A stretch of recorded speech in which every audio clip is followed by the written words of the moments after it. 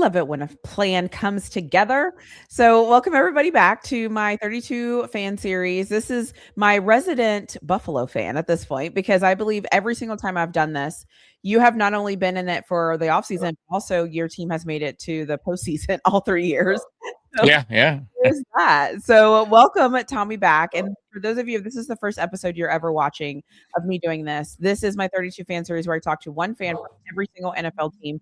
And I just want to understand more about the team, what's going on, put out additional information so that we can all get on the same page before this crazy offseason picks up even more than it already has. So, without further ado, if you'd love to just introduce yourself, let us know who you are, and then all of your information will be in the description so everybody can get to you very quickly.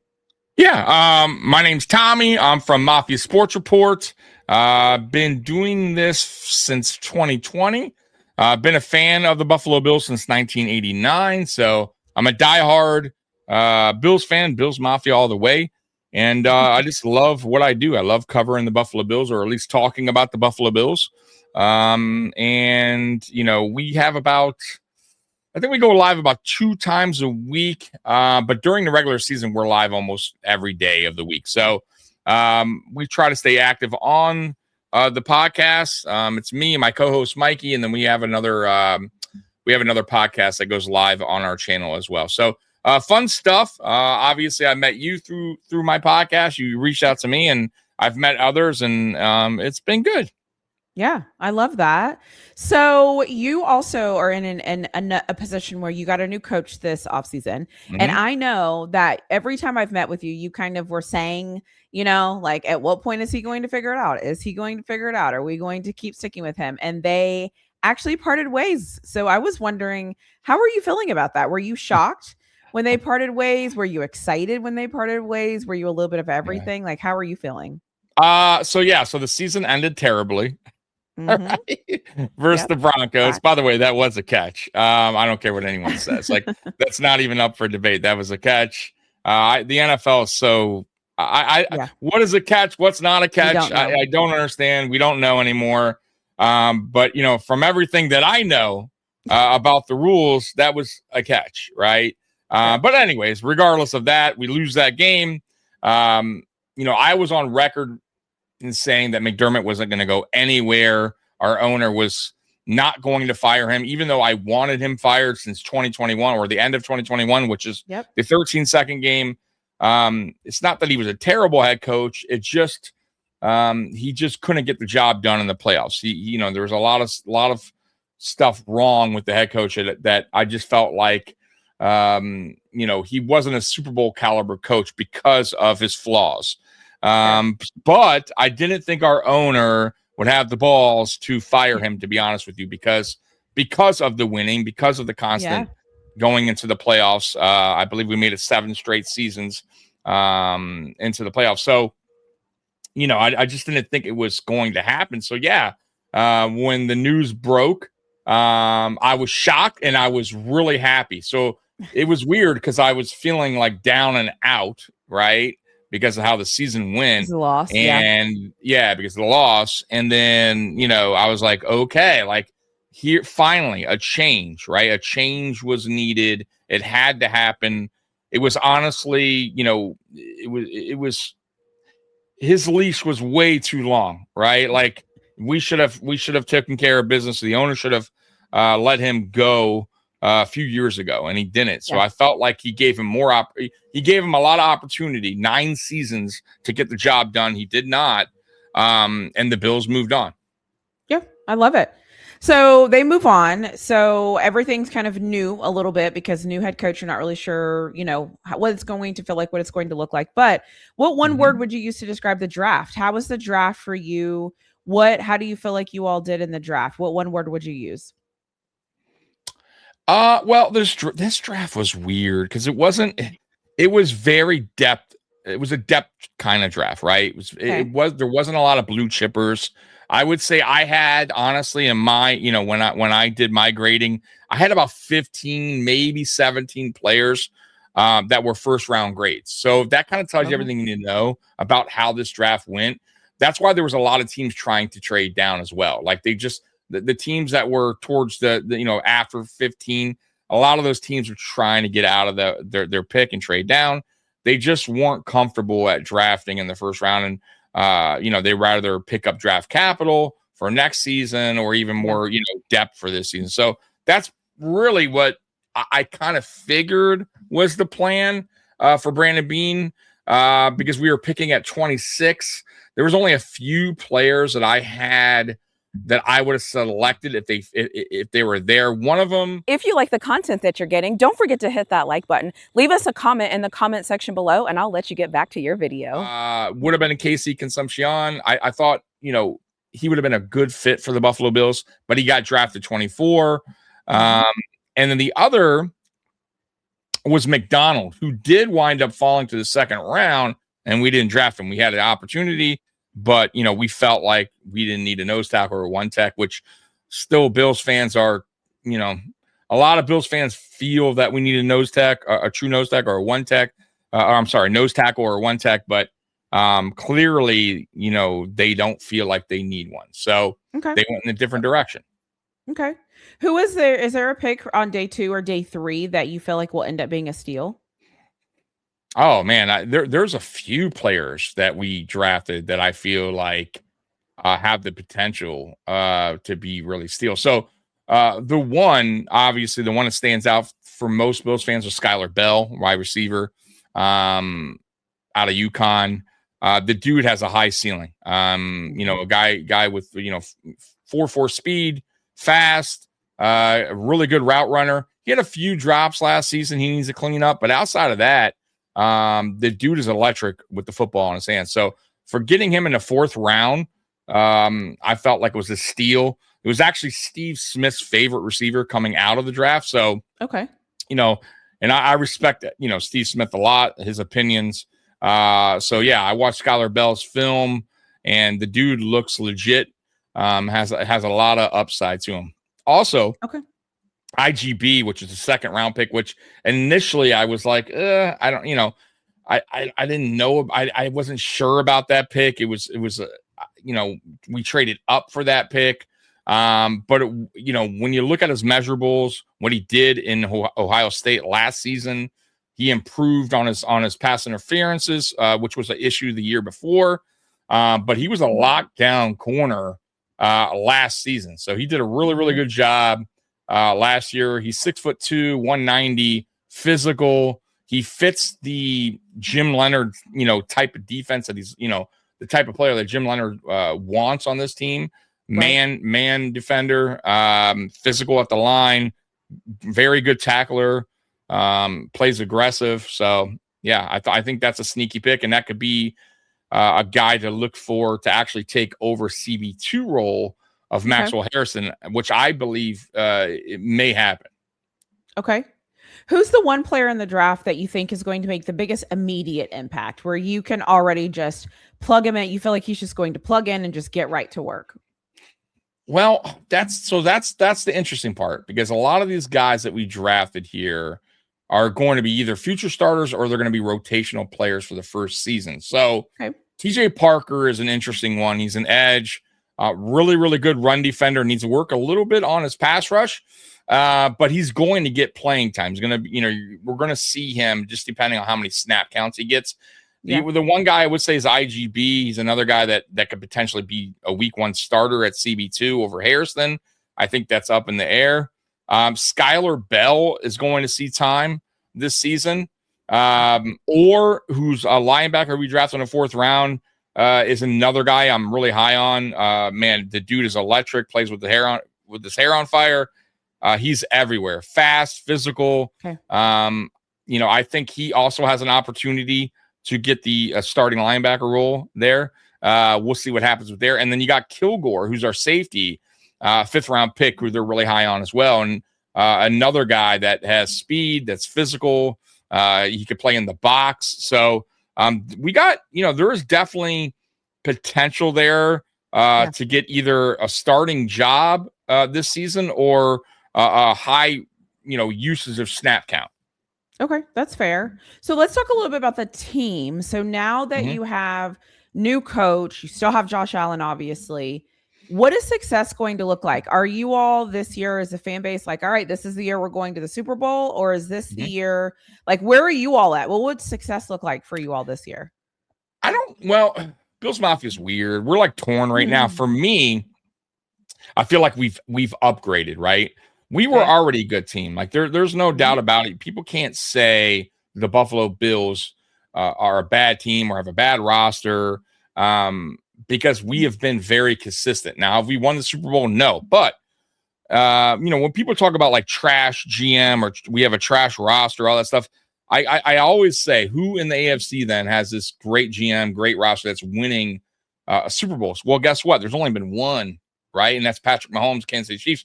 The last time another team in the AFC won was Tom Brady with the New England Patriots. So it's not like, when we talk about elite quarterbacks, right? And people use that excuse all the time where they say, well, Josh Allen is the only reason you guys get to the playoffs. Well, if that's the case, then what about Lamar Jackson? Is he not elite? I would say he's elite. Well, he missed the playoffs. What about Joe Burrow? Is Joe Burrow elite? I would say yes. They missed the playoffs, right? And they make the playoffs every other year, it seems. So what have they done? Have they won Super Bowls? No. So I don't want to hear about, Pro Bowlers that the Ravens have and what's their excuse? Was it coaching? Well, I say the same thing about my team. I feel like my coach and Sean McDermott was the reason why we had failures in the playoffs. That him and his defense.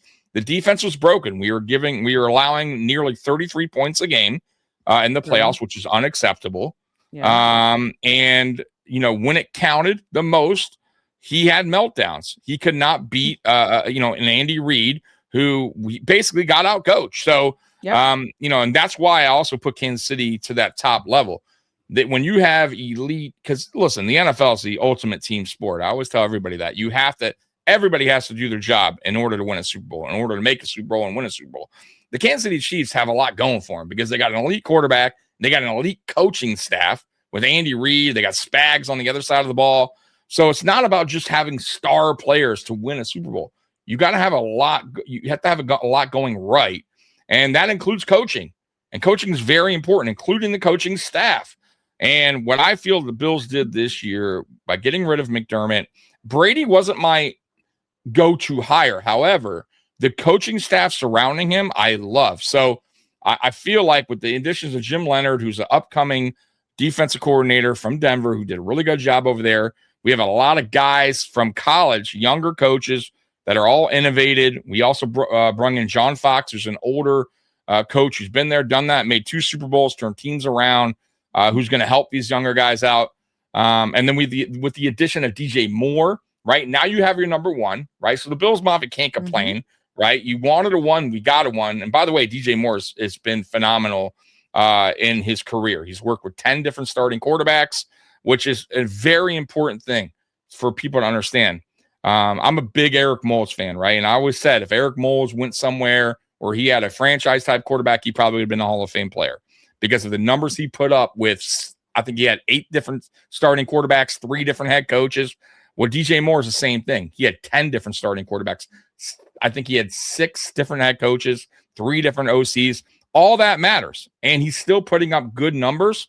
That tells me that dude could play with anyone. Now he's playing with an elite quarterback. And Josh Allen, I expect him to be damn good on game days on Sunday. So, and now we have our go-to. So I feel like we have upgraded this offseason. And we are also, if you look at the team, we're getting players that McDermott would have never got. Like CJ Gardner-Johnson was not the type of player McDermott would have ever signed or had Brandon Beane go out and get. So there's that too. McDermott wanted a certain type of player in the locker room. He was not going after guys that had off-field stuff or locker room issues. There's a big reason why Stephon Diggs isn't on the team anymore. And that had nothing to do with Brandon Beane. That had all to do with him and his relationship with Sean McDermott. So that is gone, right? And I keep telling people that part of the Buffalo Bills is gone now. And this is kind of a new era. This is a new era for coaching staff, but it's just, we still have a lot of the same guys here that's been making the playoffs for 7 consecutive years. with the additions of DJ Moore, Bradley Chubb, and the draft class and CJ Gardner-Johnson. So I feel, and I haven't said this since going into the 2021 season, I feel like this is a Super Bowl caliber team. I feel confident this team can win a Super Bowl in the next 2 seasons. And I feel confident this season they can win a Super Bowl. So I like our chances. I like our chances a lot. Before it was just being optimistic, because once again, if you do have an elite quarterback and you are making the playoffs, which we did, there's always that chance, but it was more optimistic than confidence, right? I feel confident about my team now, right?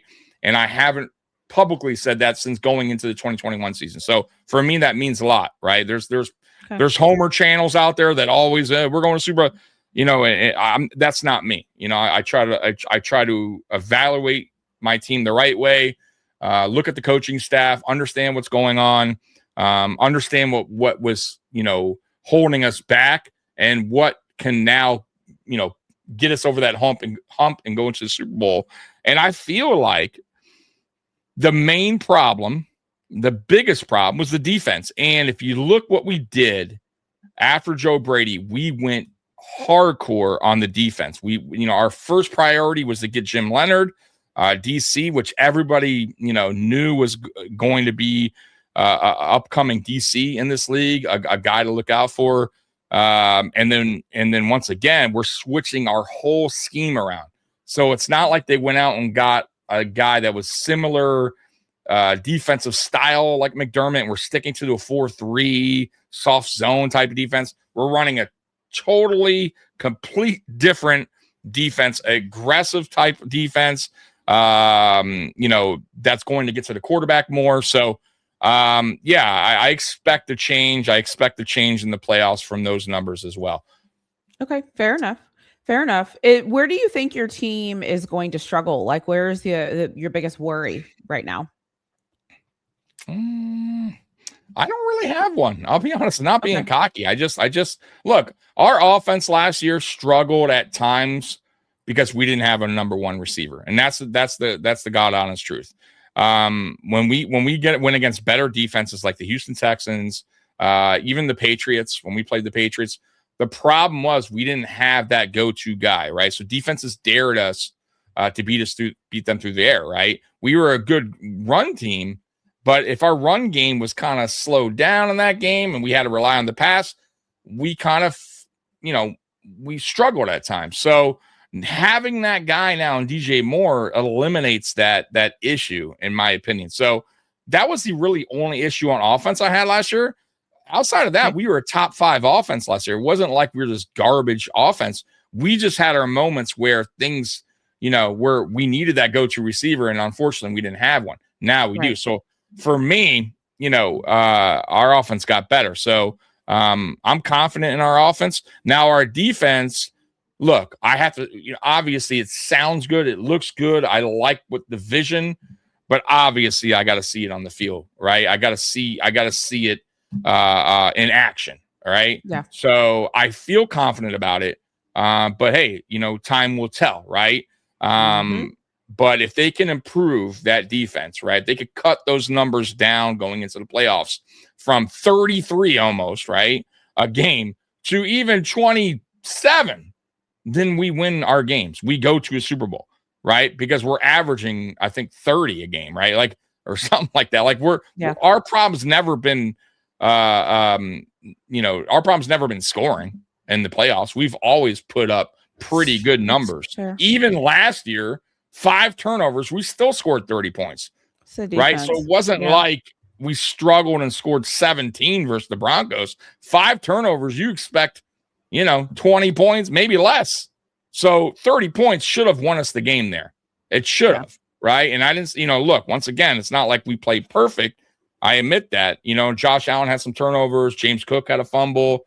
But when you when you go up 4 with 3 minutes to go and you have a defensive-minded head coach, you expect your defensive-minded head coach to have his defense playing to get a stop there with 3 minutes to go in the game. And he didn't. And that was normal for this team. He never got stops when crucial situations. So Denver marched down and scored a touchdown. and then we went down and tied the game and went in overtime. But that should have never happened. You got to rely on the other side of the ball at some point. Okay. So we never had, I never felt confident that in my defense that if there's any time on the clock, we're in a lot of trouble, right? It's just the way it felt as a Bills fan. Now, I'm hoping at least with this change, that's not going to be the problem, moving forward. So right now, look, I like my team. I really do. Keon Coleman, we'll see what happens with him. He has some maturity things he needs to work on. They're giving him another opportunity, which, is good. Hopefully he learned a lesson. And also the fact that McDermott's gone, he doesn't have that coach that he was butting heads with. This is a fresh start for him, and Joe Brady believes in him. So hopefully Keon can have a better season. And then you got Khalil Shakir, who's really good yards after catch, slot receiver. So we have a good roster. I'm not concerned. I don't care about anybody else's roster. It's not my concern. I know what we can do and what we've been doing. Okay. So, what do you think you all will do really well, better than other teams in the NFL? What do you think you'll do really well consistently? Look,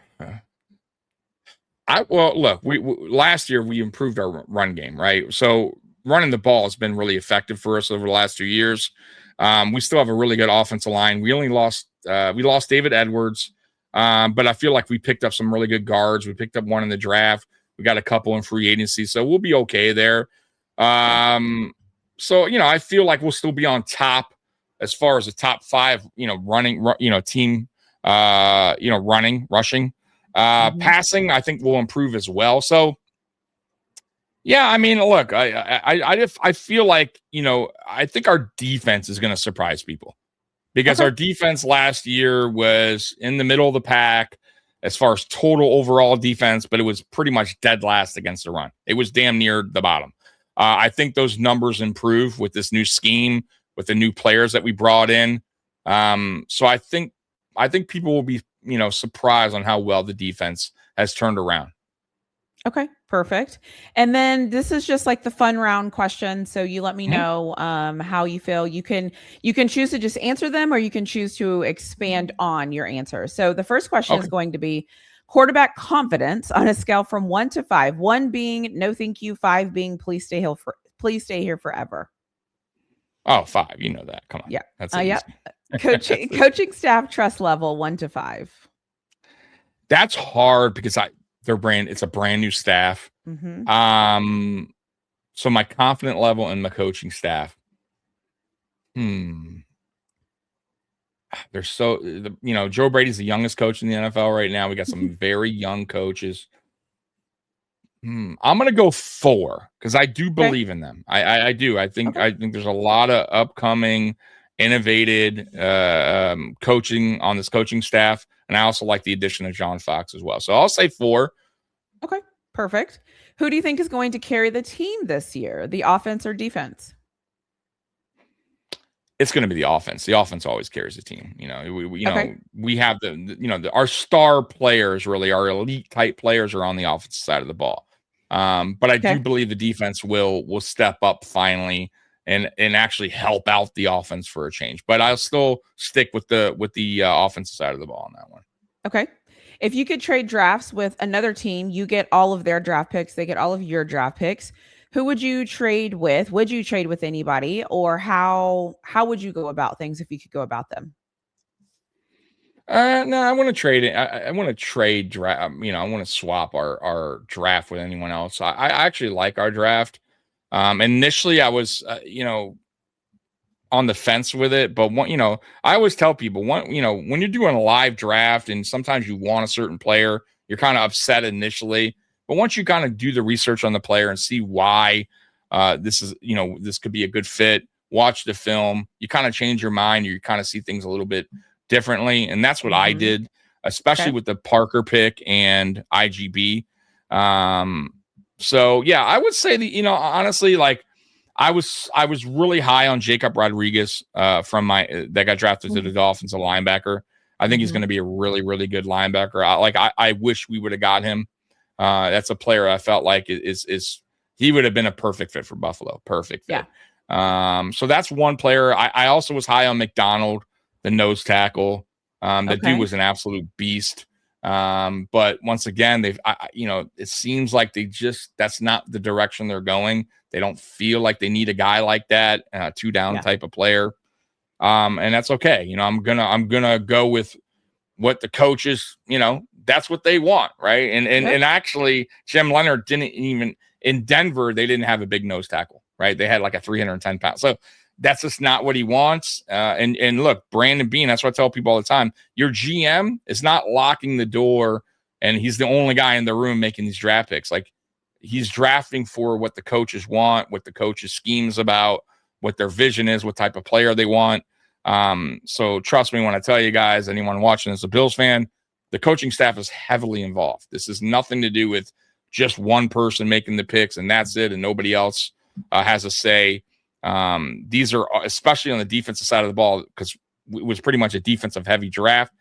Leonard was all for these picks. This is what he wants. This is what the type of players that fit his scheme. For instance, like I said, the IGB pick, 6'2", 190, a man defender, like that would never be a McDermott type of pick. That's just not. McDermott, was a zone defender. He guys that are smaller that could cover space. He just that's why the Kyrie Elam pick was a head scratcher, because Kyrie Elam was a man defender. So, or a press man. So, you just see the difference in the draft picks and the type of players we're bringing in here. We also brought in a guy from, or we invited him to rookie camp, Burton from the Bengals, the third round pick from Alabama, who has a lot of upside. Really, I mean, he has all the tools in the shed to be a really good player, a receiver in the NFL. He's just had some maturity stuff is going through, right? Kind of like Keon Coleman's situation, but we would have never welcomed that guy and invited that guy to camp under McDermott, because that's not the kind of player that McDermott would want here. He wanted choir boys. So, well, guess what? It's a different change. So I think Bills Mafia should be excited for this future. Obviously, we're playing in our new stadium this year. So there's a lot of cool stuff going on in Buffalo and to be excited about. Perfect. Is there a, this always happens to us. Like if your team had a moment, something where you're like, of course this happened. We're the Buffalo Bills. This always seems to happen to us in this moment. What would that be for you all? One play. There's always one play that happens to us. Like always, there's always something, like I said, last year was the catch, right? Catch, no catch. There's always one play that just sticks out that just messes the game up. It of course goes the wrong way, right? For us, I don't know why. It just seems to be the case, and hopefully that changes. But we would kind of have a little bit of bad luck, throughout the years, right? So looking to change that. It's kind of a fresh start in a new stadium, and it's also kind of a fresh start with the coaching staff. So, even though it's the same kind of, it's the same, a lot of players still on the roster from McDermott, but it is it's a new direction. It's a new era from the McDermott, and players are excited too. Players have come out and said they feel like it's a different kind of energy, right? Different kind of vibe that they're already feeling with Brady compared to McDermott. McDermott was very, he wasn't buddy, right? That's not this kind of coach he was. Joe Brady's a little younger. Obviously, he's more relatable, more of a player's coach. McDermott really wasn't his style, right? He was not, I think they respected him, but they didn't, I don't think they had a true connection with him. But they loved him. He was there a long time. That's gonna, I understand that, but I don't think they ever felt that connection, right? Player coach, you know what I'm saying? It just never that it wasn't the vibe. Really and I feel like, So with Joe Brady, I feel like he brings that. He understands the players a little bit more, because of the age. And I think it'll be all right, man. I think it's going to be a really good season. Perfect. And then my last question is, if you could say one thing, or if you could send a message to the owner or a message to the GM, what would you say? Who would you pick and what would you say?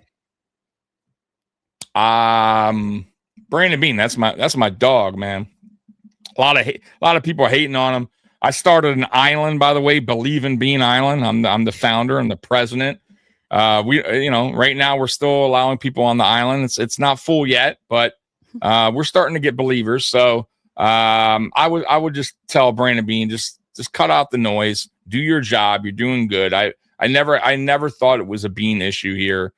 He was doing exactly what every GM should do, which is you sign free agents, you draft players for the coach, meaning what his scheme is, what type of players he wants. Once that gets backwards, once a GM goes rogue and you have a disconnect between GM and coach, you're going to have issues. So to be honest with you, this is why our team never really had issues. This is why his team has gone to the playoffs 8 out of 9 years, 7 straight years, because there was still a connection there. That, Brandon Beane was still understanding, hey, I'm going to get the guys that still fit in your scheme.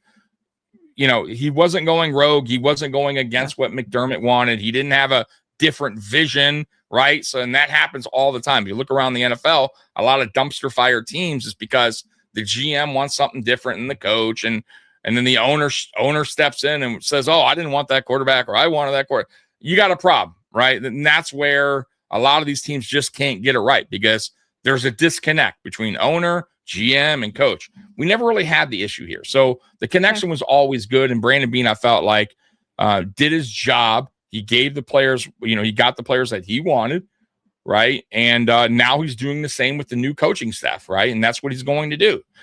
So I feel like he gets too much heat. But we'll see what happens. Maybe I'm wrong. And Brandon Beane should have gotten let go. But I would just tell him, just ignore the outside noise. Just do your job and we'll be fine. Awesome. Is there anything else that you can tell us or that you want to tell us about the Buffalo Bills, or just anything that's on your mind, anything that maybe didn't come up today that you want us to know?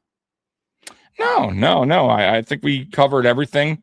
Once again, I feel like, Bills Mafia needs to give this new coaching staff a chance before they start judging it right away, or start saying this roster is trash or the draft is trash. Like, there's a lot of good players that we drafted in this draft. I always tell people, look, even with me, don't just take my word for it. Don't take, another podcaster's word or national media. Go do your own research. Go watch your own film. You know what I mean? And then judge for yourself. But, I feel like sometimes fans get caught up with, a certain podcast or a certain, what they're hearing on the outside. And they believe that to be true no matter what, because this guy said it. And that's just not, I don't live in that world, right? Even with me, I tell people all the time, look, I'm just telling you how I see it, right? I do my own research, before I obviously give my opinion on something, but I'm not forcing it on you. I'm only expressing, how I feel and, the research I put in, but do your own, you know what I mean? I don't want anyone to feel like, their opinion doesn't matter, right? If they disagree with me or not. So, but yeah, I would just say, look, man, this is a new era. We still got an elite quarterback. We got probably damn close to an elite running back in James Cook. We got a really good receiver, a number one in DJ Moore. I don't expect a drop off at all. If anything, this roster improved this offseason. And look, we've gotten to 2 AFC championship games. We've been knocking on the Super Bowl door for a while now, and we needed a change, and that was the defense, in my opinion. The scheme was broken. Now we changed that. We got younger with the head coach, and I just feel like this is going to be it. This is our opportunity now, and I feel like we will get a Super Bowl. Awesome. Well, it's one of those things where it's like there's certain quarterbacks, I feel like at this point, it's like Lamar Jackson, Josh Allen, and maybe that's it. Maybe, like, depending on who you talk to, Dak Prescott might fall into the category of just like being in the playoffs a little bit longer for Dak. But there's these quarterbacks that we're all kind of waiting for their moments to happen. So I definitely feel like the Bills are in that one. So thank you for joining me. Thank you for chatting with me. As always, thank you for being so responsive and being willing to do this. And then Like I said at the beginning of this, all of your information is going to be in the description so everybody can click on there, find you very easily. And then other than that, we are good to go. I will end on you if there's anything you want to say before we get out of here. No, I appreciate you having me on. And it's always a pleasure to do these podcasts with you. And go. If you're a Bills fan, go check out Mafia Sports Report. I go live on Mondays at 10 p.m. Eastern. I know that's late, but it's Monday night uncensored, man. We just chop it up, talk whatever. And then Friday Night Lights is me. And I'm by myself for now until the regular season hits, but I go live at 8 p.m. And you could catch me here and there as a guest somewhere, but that's our main days that we go live for now. Okay, perfect. Well, thank you so much for being here. You're welcome.